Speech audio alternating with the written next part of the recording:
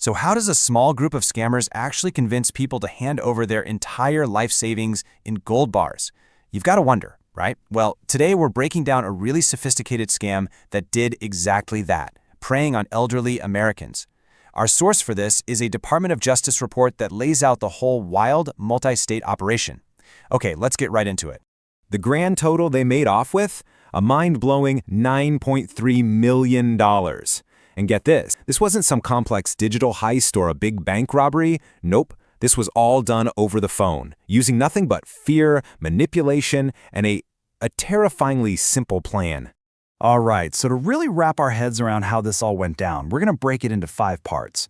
First, we'll look at the sheer scale of the scam. Then, the anatomy of how it worked. We'll get into the criminal network behind it, then how they were finally caught, and we'll finish up with the lingering questions about justice and all those missing millions. So, here's the million-dollar question. Well, the $9.3 million question. How do you actually convince anyone to drain their bank account and buy a pile of gold bars?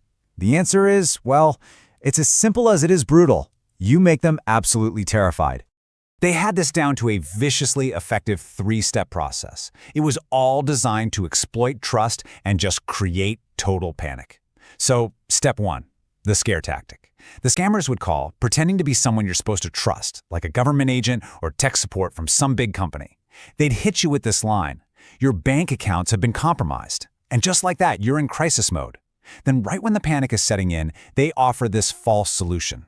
The only way to save your money, they'd say, is to liquidate everything, right now, and turn it into physical gold bars. And finally, the handoff.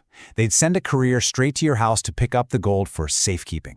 Of course, once they had the gold, poof, they were gone. Okay, so who were the people pulling the strings on this thing? This was a multi-state operation that stretched from California all the way to Florida. Let's dig into the criminals themselves and see exactly how their network was set up. Okay, so check this out, because what's really interesting here is the network's 2-tiered structure. You had the handlers. These were the masterminds making those terrifying phone calls. Their names were Sheetal Singh, Chintan Kumar Parikh, and Mehul Kumar Darji, all originally from India. Then you had the couriers, Dariana Lambert and Zamanik Stevens, who were hired locally to do the dirty work of actually picking up the gold. And just look at the difference in the sentences. 4 years for the masterminds, but only 18 months for the couriers on the ground. You know, the FBI's special agent in charge on this case, they did not mince words. They called the group parasites, and that's a harsh word for sure, but man, it really captures the predatory nature of a crime that specifically targets vulnerable people for literally their entire life savings. And you know, part of what allowed them to be so predatory was their ability to just operate in the shadows. This adds a whole other layer to the story. 2 of the 3 main handlers were in the country unlawfully.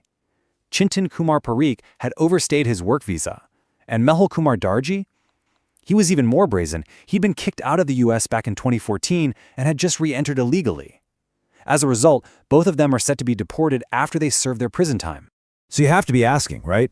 With a network this slippery, covering multiple states, how on earth did this whole thing finally get taken down?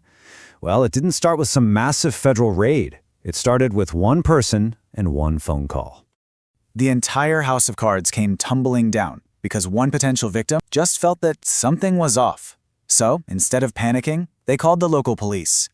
That single call triggered surveillance on the planned gold pickup. And sure enough, authorities caught the 2 couriers, Lambert and Stevens, red-handed as they tried to collect a gold bar worth $250,000.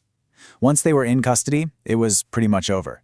The couriers quickly gave up the handlers, leading investigators right to the top of the pyramid. And that brings us to the aftermath, because, you know, catching the bad guys, that's one thing, but making the victims whole again, well, that's a far more complicated story. Let's just put that number back up on the screen for a second, just to let the scale of this crime sink in. The Department of Justice confirmed the ring stole a total of $9.3 million from victims all across the country. Now, the court did order the criminals to pay restitution. That amount was set at $6.6 million. So in simple terms, restitution is money the guilty party has to pay back to cover their victims' losses. But here's the hard reality. While that money is supposed to go back to the victims, actually collecting it can be incredibly difficult, and there's just no guarantee they'll ever see the full amount of what they lost. And that brings us to the number that really just hangs over this entire case. If they stole $9.3 million and they were ordered to pay back $6.6 million, that leaves $2.7 million just gone. Vanished. Completely unaccounted for. The concern was that the illegal actions of these few criminals could end up unfairly tarnishing the reputation of countless law-abiding immigrants who come to the U.S. to work hard and contribute.